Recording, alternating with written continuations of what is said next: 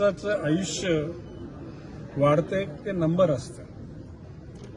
ज्या माणसाची मानसिकता म्हणजे मानसिक क्षमता, शारीरिक क्षमता, वैचारिक क्षमता ज्याला अभेद्य असते, अशा माणसाच्या वय वाढलं किंवा त्या ठिकाणी थकला भागला नसेल तर त्या गोष्टीला काही किंमत नाही.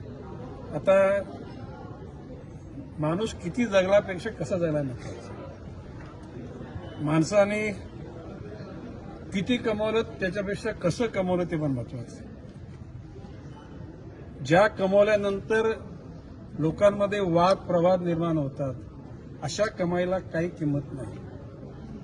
मी माझ्या आयुष्यामध्ये याचा अर्थ मीच असा एकटा असं नाही, असे हजारो लाखो कार्यकर्ते असतील की ज्याने आपलं हात पण साफ ठेवले, आपलं मन पण साफ ठेवलं. पण काही लोकांना ही हालत आणि हो गोरी, आता म्हणजे ही म्हण आहे ना प्रचलित, म्हणजे हलत पिल्यानंतर गोरं होत आहे, तर अशा प्रकारचं स्वरूप ते क्षणभंगूर असते.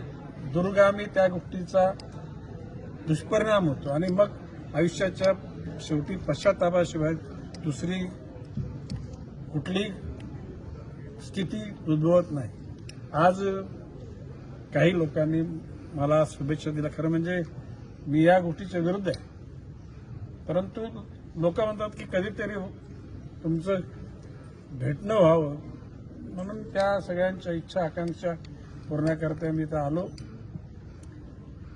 प्रेमभावे लोकांनी मला सदिच्छा दिल्या.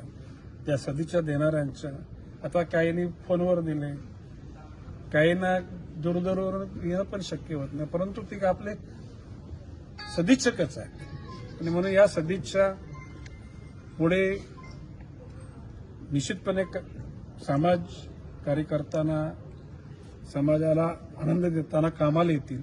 आता काही लोक बोले 100 वर्ष जगा. आता कशाला 100 वर्ष जगायचं? जोपर्यंत काही करण्यासारखं शिल्लक आहे ते लवकरात लवकर करायचं आणि सगळ्या गोष्टी पूर्ण झाल्या की बाजूला सरायचं. आता मी तर माझ्या आयुष्यात खुश आहे. तुम्ही सगळेजण बघता, मला कुठलाही माणूस दुःखी जर समोर दिसला तर माझ्या परीने त्या माणसाचे अश्रू पुसण्याचा मी प्रयत्न करतो.